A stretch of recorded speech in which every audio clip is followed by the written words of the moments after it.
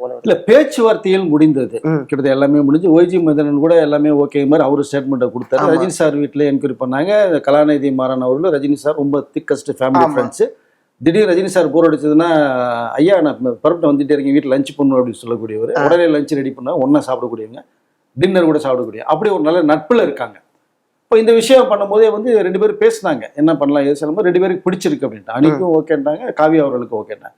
என்னங்க சும்மா வாங்க, ஒரே ஒரு பொண்ணுங்க, கிட்டத்தட்ட பெரிய கோட்டீஸ்வரிங்க. ஆமா, அது ஒன்று, அதாவது எந்த வகையிலையுமே நல்ல காம்பினேஷன். காவியா அவர்களும் அனிருத்தும் நல்ல பேர் தான். எந்த அளவுக்குமே இவர்கிட்டையும் மனம் இருக்கு, அவங்ககிட்டையும் மனம் இருக்கு. அதை தாண்டி நல்ல பேரா இருக்காங்க. ஸோ 2 பேரும் டாப் லெவலில் இருக்காங்க. இவர் இசையில டாப்ல இருக்காங்க, அவங்க ஸ்போர்ட்ஸ்ல. அப்புறம் அங்கே CEO வந்து இருக்காங்க, பெரிய ஒரு மேனேஜ்மெண்ட்ல இருக்காங்க, மிரட்டிட்டு இருக்காங்க பிசினஸ்ல. கரெக்ட். ஸோ அது கிட்டத்தட்ட உறுதி செய்யப்பட்ட ஒரு தகவல், பேசி ஃபைனல் பண்ணியாச்சு. நவம்பர் 10 மேரேஜ் மாதிரி ஒரு தகவல் கன்ஃபார்ம் பண்றாங்க. அது இந்தியாவிலே கிடையாது, புது சீசல்ஸ் ஐலாண்டில் தான் வைக்கலாம்னு சொல்லி ஒரு ப்ரோக்ராம் போட்டாங்க. அங்கே கூட என்னுடைய மிக நெருங்கிய நண்பர் வந்து அங்கே சீசல்ல பெரிய பிஸ்னஸ் மேன்.